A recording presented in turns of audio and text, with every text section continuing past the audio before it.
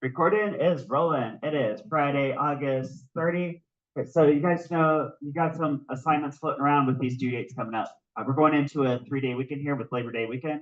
I'll see you guys on Tuesday. I'm going to pick up this page with so this is a good starter page for you guys, right? It's got a kind of every category of linear motion question that I could possibly ask that you could solve with the three kinematic formulas. Okay? And then on the back, I think I did get you guys started with the graphs on the back yesterday. Okay, read that. Oh, got it. Okay. We did do that in class yesterday, right? Got that? Okay. Oh, yeah, okay.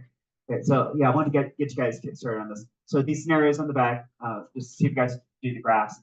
Actually, a couple of these you guys do have posters for, or that look really similar to this. Okay. The second scenario, it's two situations combined, right? We got speeding followed by slowing down. I want to see if you guys can put it all together so you can critically think and figure that one out. There's also a few days after this, I'm going to be picking up from you guys these textbook questions. These are from the college physics textbook. Right? I want to get you guys some college physics, so you guys know what college physics looks like, right? Which is really similar to AP stuff. Now, eventually, we're headed towards AP Classroom, but the AP Classroom progress check also has some projectile questions, which we haven't done yet, so that's why I'm not quite getting there yet. Although it might be a good idea to check this out. You guys might know too, AP has daily videos. You guys know that too, right? So I'm not really super assigning those, but if you need a little extra help, maybe you need a more explanation or a different perspective sometimes, right? Because I only teach from I have one perspective to teach things, and maybe you want to see a little bit different explanation. You guys know those AP Classroom videos are available, right? The daily videos. So feel free to check those out. That's another resource. Right? You guys got Khan Academy on YouTube, probably some other resources too, if you like. All right. So what I want to do today is just go over as many of these as I can with you guys. Maybe here, I think a good thing to do is maybe pick one of these and one of these scenarios and solve it, and then switch over to these college questions. And I want to show you guys how to set these up and think about them. I think I did tell you guys too. You guys know the solutions to these are all posted already, right? So that you can either check your work, or if you're really, really stuck, you can glance at the solutions just to get ideas how to think about it, and then go back to the blank piece of paper to follow it. All right. So with that, all right, let's do. How about 13, 14? I want to do with you guys. Oh, we did 11, 12 yesterday, so I'll circle that because we did that one. Great. So we've done the circle one so far. Well, I showed you guys how to set up the very last scenario with the graph. You guys think about that? Great. You can solve the last one with the graph faster than equations. Okay, let's do 13, 14. I think it's a good Friday morning warm up right here. A car brakes to a stop at some given acceleration. Right? So what we got here? Oh, here's the rate that the car is slowing down. Right? It's a negative value because if you're moving forward, you have negative acceleration. That would be consistent with braking to a stop. Now this scenario, I did tell you how far the car comes to a stop. Ooh, it takes that much road. That's different than yesterday. Oh, and the fact that it comes to a stop means you always know what final velocity would be 0, right? A lot of times that number is implied. Let's see if we can figure that out. There you go. All right. So you guys know the pattern on these type questions, right? So somebody tell me which equation do you want to pick to kickstart this thing? First, second, or third? Third? All right. So I'm hearing a nomination for the third one. So I'm just going to pick that one and run with it. We're going to see what happens. Okay, so this is 13 and 14. You guys are getting your notes together. There's a car, some initial velocity. Of course, final velocity is 0 meters per second. There's some braking distance, x, right? So fill in what we know here.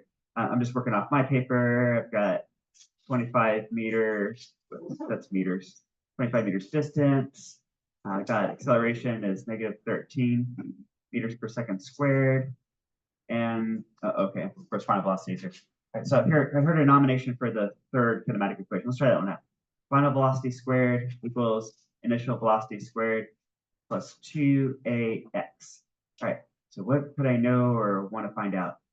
Let's see, I don't know initial velocity, and I also don't know time, right? How much time this took. Right, that's my two unknowns. Okay. Oh, you know what? I think that was a good choice because we know final velocity, check. We know initial velocity, or sorry, we're trying to find initial velocity. We're trying to find that. Okay. We know the rate the car's slowing down, that's acceleration, check. And we know how much distance, check. Ah, we got all that right there. Guess that? Right. Right, so two ways I can go with this. I can go final velocity equals initial velocity, or sorry, final velocity squared equals initial velocity squared plus 2ax. I could also plug in the numbers to start with. I know we're going to 0 meters per second. Okay, so I'm going to square that. Well, the 0 squared is just 0. Okay. Trying to find the initial velocity of the car that's being squared here, plus 2 times. Now, acceleration is negative. Don't miss that detail. Otherwise, you get kind of weird results. And the braking distance was 25 meters. You guys see how that?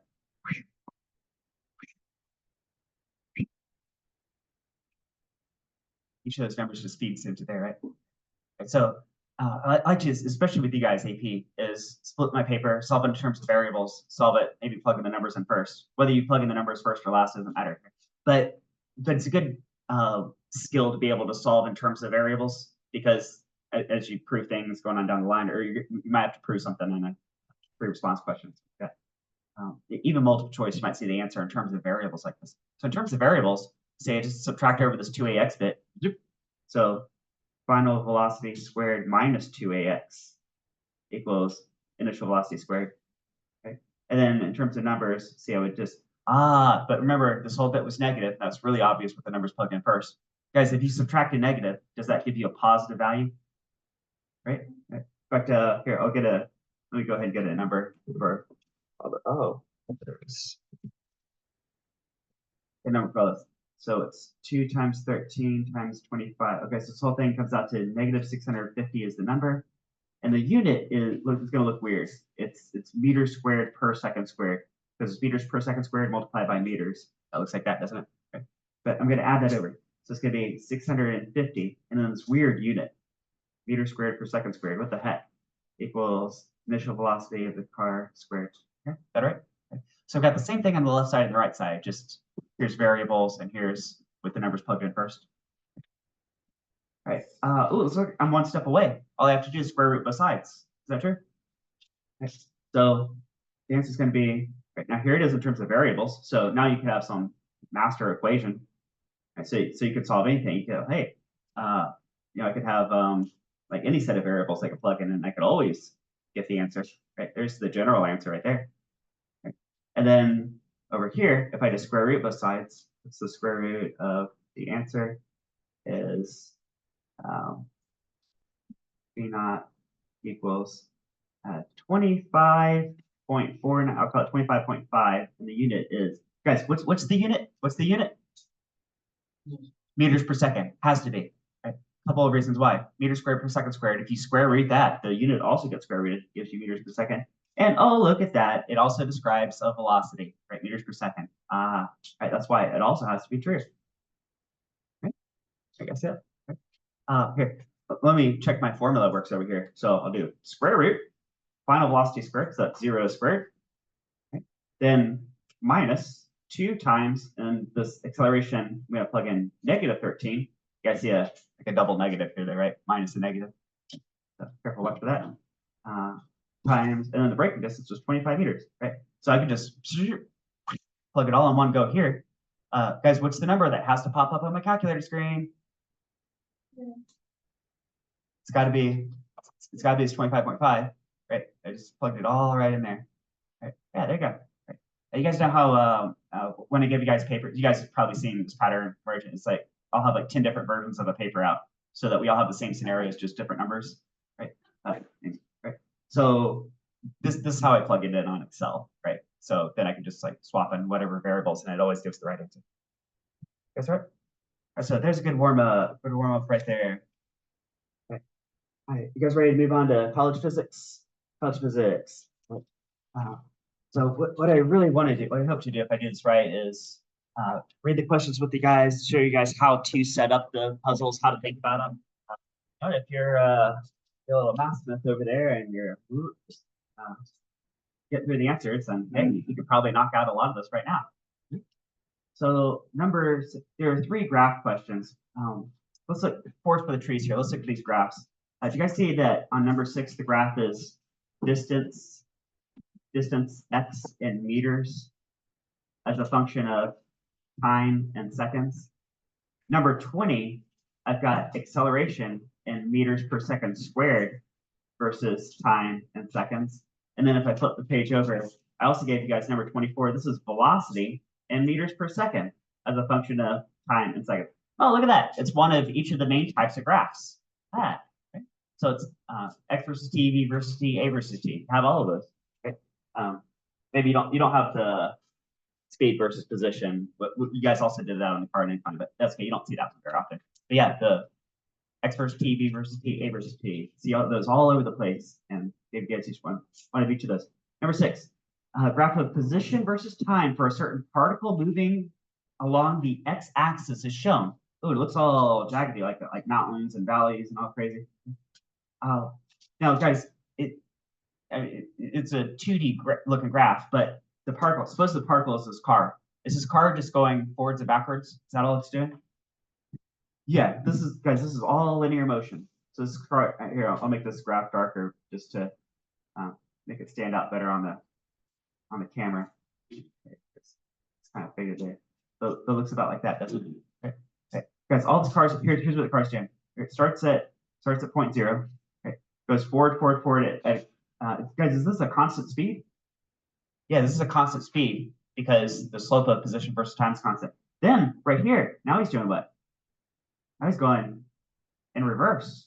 Right? Then guys, this little blip right here for what is that, like 1 second? What is he doing for 1 second right here?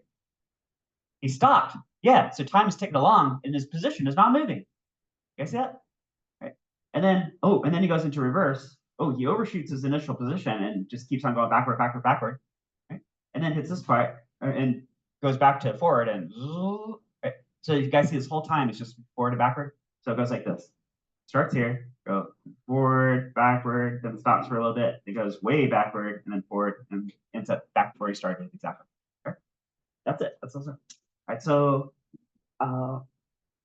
got circled a couple A's. Let's say find the average velocity. All right, so there's getting a little bit more into the weeds here. I'll almost never ask you an average velocity question because these kinematic formulas, when you see initial velocity and final velocity, are those average or are those instantaneous? Those are instantaneous. That's just like at one instant in time, right? Is what those are, right? But if you had an average, could that be total distance over total time? Right. So I might do something like that, just give you guys a setup here, right? I might throw a little bar over the V to represent average. That's average velocity. Okay. And that could be total distance over total time. Okay. Or I should say total displacement over total time, because that's a little different. If I do displacement. I'm gonna get a little bit into definitions here, but you guys gotta know that too, right? There was like a million things I gotta tell you. Maybe I'll wait for when it kind of comes up organically. And this is gonna be one of these moments, right? And so from 0 to 2 seconds. So where is he at time 0? You guys see he's also at position 0. Okay, so maybe I'll make this coordinate. So I got at 0 seconds, he's at 0 meters, right? So I even included the units. Right? At 2 seconds, so we're going from 0 to 2 seconds. At 2 seconds, where is this car at the 2 second mark? 10 meters. 10 meters. Right? Hey, can you guys do rise over run? Right, run slope. Could that be a displacement of this guy went 10 minus 0, 10 meters minus 0 meters, all in a time of 2 seconds minus 0 seconds. So 10 meters in 2 seconds, something like that. Okay.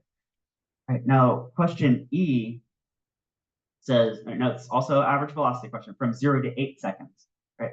Because here at 0 seconds, he's at 0 meters. Guys, where is he located at the 8 second mark? The exact same place, also at the 0 meter mark. So average velocity is, so if I say displacement over time, okay, so 8 seconds have elapsed. So I'm going to do it. Sometimes you might see it like, sometimes you might see little deltas thrown in. Sometimes I throw them in, sometimes not. Okay. But if I do throw them in, I'm saying like a change in position over change in time, like that. Okay. So 8 seconds have passed. Okay. Guys, if you end up exactly where you started, guess what your displacement always is? 0 meters. Therefore, his average velocity is what? 0 meters per second. 0 meters per second, right? So the point I want you guys to see here is that displacement is always final location minus initial location. Okay. A lot of times for displacement, I'll just use x. AP tends to use x for like position, right? And then like delta x could be like a change of position displacement. Right? Guys, how's that different from speed? So velocity, which is what we did. We just did average velocity, but velocity, right? Is, let's spell this out, is a vector quantity. Okay. Versus speed is a scalar quantity. Okay. Similar idea with displacement. Displacement is a vector quantity, and distance.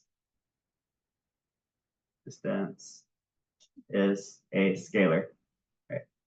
Right. So to pick this problem apart a little bit more, you guys remember, if you end up exactly where you started, what is your displacement equal to again? 0, right? But guys, as you're driving around, is your odometer just always adding up, right? Suppose in reverse, it just keeps adding up. So it just keeps adding, right? So the distance the car moved would actually be a long way, wouldn't it? It'd be like he went 10 meters forward, so you do 10, plus he went 10 meters back, and then another, what is that? 5 meters back, so 15 back. So it's 10 plus 15 would be 25. Then he drove forward 5, so it's a total of 30 meters he drove, right? Total of 30 meters, right? If it's on a long road trip, the odometer just keeps adding up, right? So a little bit technical definition, but that could come out. All right, you guys good? I'm gonna skip that graph and go to the 24 graph. This one's, I guess 20 is a little bit harder. Let's do 24.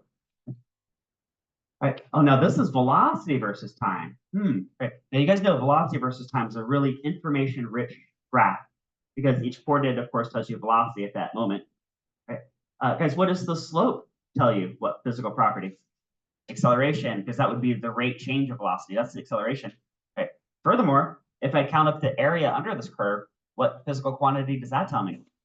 Displacement. Yeah, how far you move. Right. Actually, at a glance, do you guys kind of see? Guys, what is this negative trapezoid plus this positive trapezoid? What is that always going to be? 0. Yeah, so you could say right away, you could say the displacement is 0. I forget if they even asked that, but if they did, that's what the answer would be. What do they ask here? Find the average acceleration from 0 to 5 seconds. Okay. Guys, what is that acceleration? Right there. 0. I hear a bunch of guys saying 0. Yeah, because the slope of that line is 0. So it's 0 meters per second divided by so many number of seconds that gives you 0 meters per second squared. Now they said average, but would that also be instantaneous in that case? Yeah, because it's all the same in that case. Okay, but that's not true for all these. How about 5 to 15? Could you guys find the slope of that line? How many meters per second divided by how many seconds? That would give you so many meters per second squared. Right? Double check my solutions. Make sure that whatever you're getting is what the solutions are saying. Okay. And then the average acceleration from 0 to 20 seconds. Okay, now this one is going to be a little different. Okay, guys, we're going from this point at 0 seconds to this point at 20 seconds. You guys see you could draw this type line, zip. You could zip a line that looks like that through there. Right. Could you say how many meters per second divided by how many seconds? And that could actually give you an average acceleration from there to there, right? Average acceleration, right? Which is whatever the slope of that is right there. Okay, right? That's an average. Okay. Now, guys, if they ever say instantaneous, that's where you're always holding your ruler flush to the curve at that moment. So during the first couple of seconds, the instantaneous acceleration, of course, is 0. Right? Oh, does that mean you're at rest? No, you're not at rest. You're moving constant velocity. And are you moving forward or backward for this first couple seconds? How do you know it was backward? Because it's a negative velocity. Right. And then going from here to here, from 5 to 10 seconds, are you speeding up or slowing down? Slowing down. So how do you know you're slowing down? It's getting closer to 0 meters per second, right? But right at the 10-second mark, what are you doing? Yeah, you turn around and start going forward again. Exactly, right? Hey, is this from 5 seconds to 15 seconds? Is this all the same acceleration? Yes. Yes, it is, right? Kind of like, I know this would look a lot like, if you took a ball and threw it straight up in the air, when it's moving upward, it's accelerating down. When it's moving down, it's also accelerating down. Is the acceleration the same the entire time it's in the air? Yes, it is, but the velocity changes direction. Ooh, right, it's going up, going down. Right. Turn this into a car, it looks like that. Actually, here, and how about this bit right here? Is the car moving how? Forward at constant velocity, right?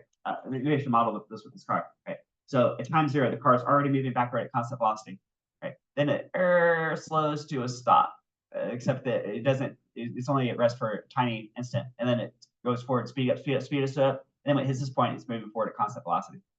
Okay. And then it ends up exactly where it started. Let's mention that a few minutes ago, right? This negative trapezoid, this positive trapezoid cancel out. That's how you know it ends up the same position as before. Right, so instantaneous acceleration. Notice they only mention specific times. It's not a time interval. They said like at that moment right there, at 18 seconds, bam. At 10 seconds, bam. Right, could you guys hold your ruler flush to the curve and find acceleration? Could be the slope of that. Right. All right, now the one I skipped over here, number 20. This one's a little trickier because they give you acceleration versus time. Now you guys have done these graphs over and over and over. You guys seen position versus time. The rate change of that is velocity versus time. The rate change of that is acceleration versus time. So this is kind of like the bottom of the barrel right here, right?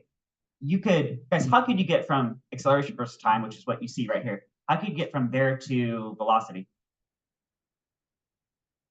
You have to, what property of this graph tells you velocity? How about this? If the vertical axis is meters per second squared, let me jot that down. Meters per second squared, and the horizontal axis is seconds, and velocity is described by meters per second. What do you have to do to these two units to get meters per second? Multiply that gives you meters per second, which describes the velocity. Oh, and if you're multiplying those units, what property of the graph would that correspond with? The area under the curve. You see a rectangle here, and then another, like a negative rectangle here. Ooh, okay, so that can get you up to velocity. And then after that, if you did figure out something about velocity, do you think you could do that process all over again to get to a position versus time graph? Right? Actually, that would be a really good exercise. Which would also really, I remember this one. Actually, the fastest way to solve this, I think, is with graphs. I mean, you could use the equations too. Go ahead and play around with that if you like. But let me try to do this with you guys. Let's do number 20. Let's set up those 3 graphs. Position versus time, velocity versus time, acceleration versus time. And of course, they gave you the acceleration versus time. So that one's easy because you just copy it. Let's do acceleration in meters per second squared versus time in seconds. Right. Maybe I'll leave the numbers off my axes just to give you guys a little bit of stuff to aim for. See if you guys can fill it in correctly with all the numbers. Right. Because you guys gotta have some. I'm always tempted to do too much with you guys, but I gotta give you guys some independent practice, right? Right. I really just want to show you guys how to set this up and think about it. All right.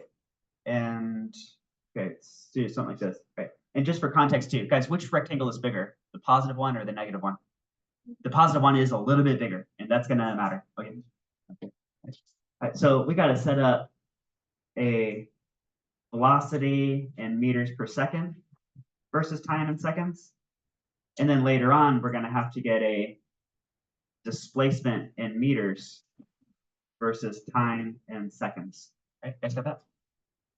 If you get these graphs exactly, again, you can actually, I think, answer the questions faster than with equations, although you could use the equations. Right? And I'm talking about these equations here you could do, right? Okay. Right.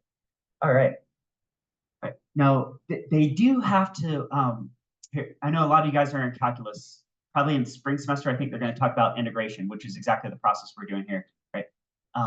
And one thing you'll learn is they do have to give you the initial value here. So did they say it starts from rest? They did right here. See, it says the particle starts from rest, particle starts from rest. Okay, they had to tell you that. Okay. So what point on the v versus t is that? Be 0, 0, wouldn't it? Right, so at the beginning, it starts at 0 velocity. Okay, now once we have that established, we can get the rest of the graph from acceleration versus time. We can get velocity versus time. Okay, so guys, think about it this way. What if I split this up into little intervals? Like, okay, what if I split this up like this? Right. So during this first brief time interval, that rectangle I just hashed in represents what again? Yeah, the change of velocity. Right. So here, I'll do the same thing here. Tick, tick, tick, tick. Right. It looks like it picked up about, let's say, I don't know, this much velocity. Of course, you guys can tag numbers to these. I'm leaving the numbers off, but there's definitely some numbers, right? Right. And then, how about the next interval of time? Did it pick up the exact same amount? It sure did. Boink. That's like that right there. How about the next interval? Hey, that's the same amount again. Boink. That's that point there. Hey, how about the next interval? Hey, that's the same amount again. You guys see it's picking up the same amount of velocity every time interval, right? And if you connect all the dots, that just looks like that, doesn't it? Right? Yeah, all right. How about this bit right here? From here to here. That's 0 acceleration. Does that mean you're not moving? No, that means you're moving how? Constant velocity. What does that look like on the graph? There you go. Straight line. That constant velocity. Boom, right there. Right? And then we're going to run into this negative rectangle. That means you're physically doing what? Slowing to a stop. Or you actually, do you come to a complete stop or no? On this graph, if all you have is this data, do you come to a complete stop? You're saying no? Right. How do you know no? Because you still have velocity.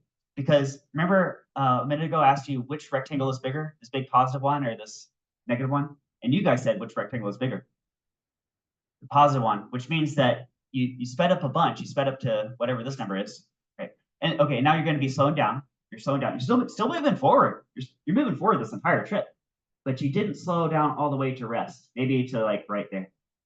Okay, right, that's your velocity versus time. Right. So like if this negative rectangle had been the exact same size as this positive one, then that would exactly bring you to rest. Okay. And okay, is that right?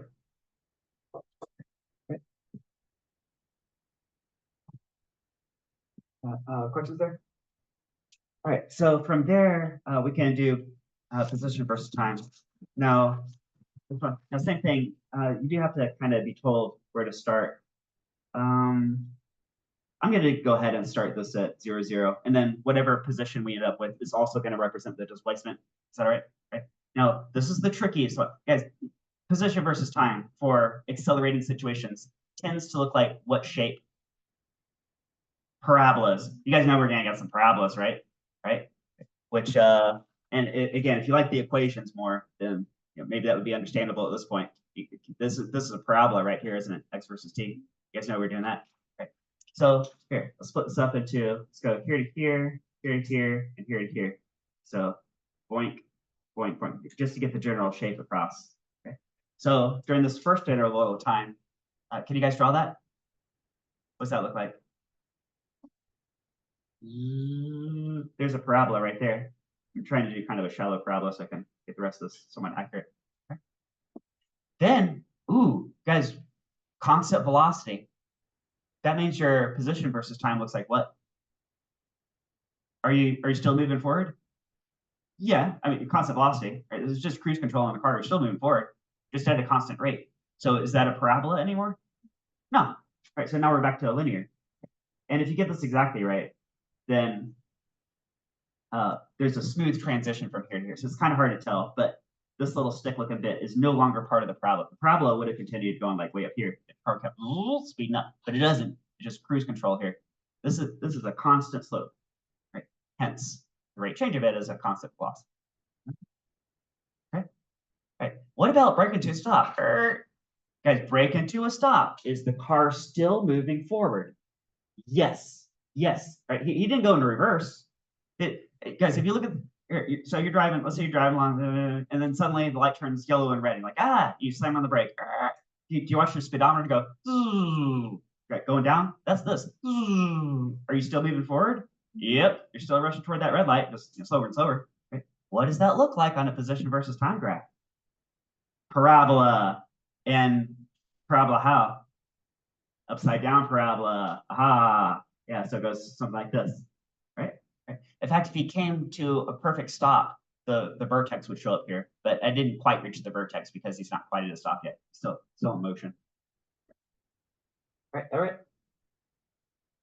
Yeah. So the story here with my little car is this entire graph he's always moving forward. Remember, this is all the textbook gave you, but you can get this and then this. Right. So looks like if you start from rest, right, then he hits the gas pedal, he's speeding up, and then this little bit he's going constant velocity, and then this bit he's hitting the brake, and then we cut off the story before he finally goes to a complete stop. All right, you guys, all right? All right. Ready to move on? All right, so that's all the graph ones. It's the graphs. All right, let's do some other ones here. There we go. All right, I might use random order because I got some favorites here. How about number 45? I like a lot. Number 45, it's that one. A ball is thrown vertically upward with a speed of 25 meters per second. So let's get a picture of that. So 45. Okay. I got a ball thrown upward. So I'll say initial velocity is 25 meters per second. I want to say it's like 50 something miles an hour just for American context. Okay. Let's say this is like basically ground level, starting at what we got. Question: how high does it rise? Oh, okay. Now you can already see, right? Lived experience. This ball is going to go so high and it's going to come back down, right? Now we're saying linear motion. All it does is go straight up and down, right? I gave it a tiny bit of sideways motion, or maybe you could interpret this as like a time axis, right? That's why it looks like a skinny parabola, but it's really just going straight up and down, right? Right. So the question: how high does it go? Oh, guys, the other day I told you, and you guys figured out anyway, I think. How many kinematic variables do you need to be able to solve any of these linear motion questions? 3. Oh, they explicitly gave you 1. You guys think there's another 2 you can figure out? Acceleration. Guys, what's the acceleration of that ball? Yeah, you can pick either 9.8 or 10 meters per second squared. I'll do it. Oh, and one word. So I'll do acceleration. Now 9.8 meters per second squared. If you use 10 meters per second squared, that's fine. I'm not ever going to count that off against you, and AP won't either. Right? There's one more thing though. If you threw it upwards and gravity's pulling which way? Downwards. Can these two have the same sign? No. Correct. They cannot. Right? If they do, then isn't your ball gonna like rocket into space? That's what I do. Right? Which okay. So one of these guys has to be negative, and it doesn't matter which one, but you have to pick a convention to go with it. Let's call initial velocity positive. If you did that, then gravity has to be negative. So it have to be like that, right? Or you could do the opposite signs. That's what you do. Right. Oh, but that's 2 kinematic variables. There must be something else you might know. Let me get a little table over here. See what tax VV. I do this little checklist. Right. So we know this guy, check. We know this guy, check. I might even call it G. Sometimes I call it G for gravity field. Oh, what else do you know? Exactly. Guys, if they say maximum height, all right. You guys bring this up. That at the very top, yeah, you guys know the velocity at that point would be 0 meters per second. So if you find your interval from the point you threw it to the top, then that could also be check. Now you have that. Right? Let's see. So you don't know X and you don't know T. Okay, because the fact that you don't know X or T, do you think I might want to start with the first one yet? Well, I would have 2 unknowns there. You guys see, if you pick the first one, you're going to run into trouble because there would be 2 unknowns, right? But you could pick either the second one and solve for T, or the third one and solve for X, and then work your way from there. You guys can see that? Right, forest for the trees here. Right, you guys all right? Oh, but Okay, we still got two. I forgot it was a short day. All right, how about this? You guys, real fast. Number 59 and 60. You guys, student throws his keys vertically up to here. I'm gonna lay out the problem. 59 and 60 are the same question. One's with numbers, and one said, "Hey, can you solve this in terms of variables?" So I'll call this 59 and 60. I got just enough time to make the point I want to make here. Okay. So, guys, if you're down on the ground and you throw these keys up into the air, and here's your friend way up here on the fourth floor, right? Okay, it's gonna catch the keys. And they say, when does your friend catch the keys? Right? You guys get the idea? Right. Guys, do you think that he could catch him on the way up? Bam. Or the keys could overshoot and could catch him on the way down? Bam. So does that sound like two possible times? Do you guys think if you have x equals z naught t plus 1/2 at squared, and I could modify that like the height, like this height up here could be the displacement h equals the throwing velocity times time. I'll do minus 1/2 gt squared, right? Because it's going to curve back down. Little modification. That's the same thing. It's just for this one, right? Guys, if you know how fast you threw it, you know how high up they have to go and what the gravity field is. Are you solving for time? And what process from algebra do you have to use? Starts with the Q. Quadratic. Time equal. Oh, here, I'm just going to write quadratic. Quadratic formula, right, which is on one of your posters. So yeah, see if you guys can navigate the quadratic formula on that one. First in terms of numbers for 59, and then in 60 in terms of variables. Ooh, all right, I'm gonna hang that recording up right there. You guys have a good weekend and ask me any questions you need. All right.